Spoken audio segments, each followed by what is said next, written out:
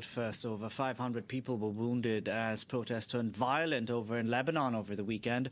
Riot police responded with water cannons, rubber bullets and tear gas. Protesters are demanding an end to the political vacuum in the country. Lebanese President Michel Aoun called for a security meeting to discuss the crisis underway. For more on this story, we can go across to France 24's Leila Molana-Allen standing by in Beirut for us. Leila, you know, over the past week, we've seen these protests turn very violent during that week of wrath. Is this a turning point in the movement?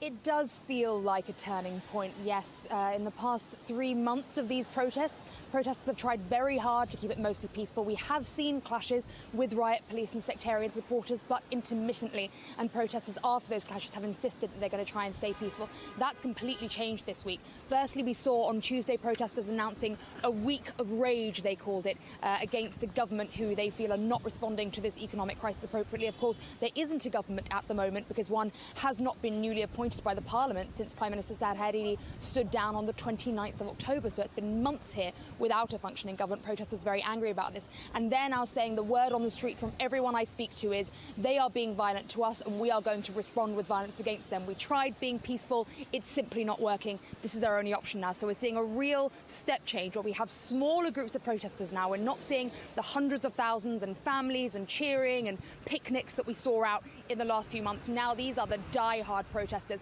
out on the street, fighting with riot police, refusing not to be heard and coming back continuously despite hundreds of injuries this weekend.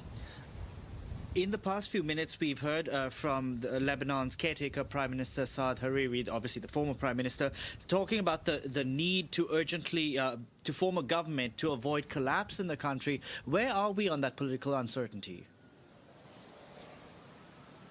Well, we're back and forth on it constantly. So there is a new Prime Minister. Finally, on December the 17th, a new Prime Minister was nominated by the Parliament. That is Hassan Diab. He said that he would have a new cabinet within a month. That fell on Friday. We heard on Thursday night news that we were going to get a new government in the country. And at the last minute, political wrangling meant that once again it failed. Again, yesterday, more suggestions that they might finally have come to an agreement. And at the last moment, it collapsed. And what's likely to be being discussed today in that security meeting between President Michel Aoun, the current caretaker Interior Minister Rael Hassan, and the heads of the main security forces in Lebanon is how to keep control here while there is still no government in place. The problem is that many of the protesters now saying, you are not our legitimate leaders. We want a proper government. You're a caretaker government. You should have stood down. So we're not going to listen to anything that you have to say. And of course, the problem we're facing at the moment is that half of the parties in Parliament now saying they are not going to support Hassan Diab and they're not going to be a part of this cabinet. So even once they manage to elect that cabinet,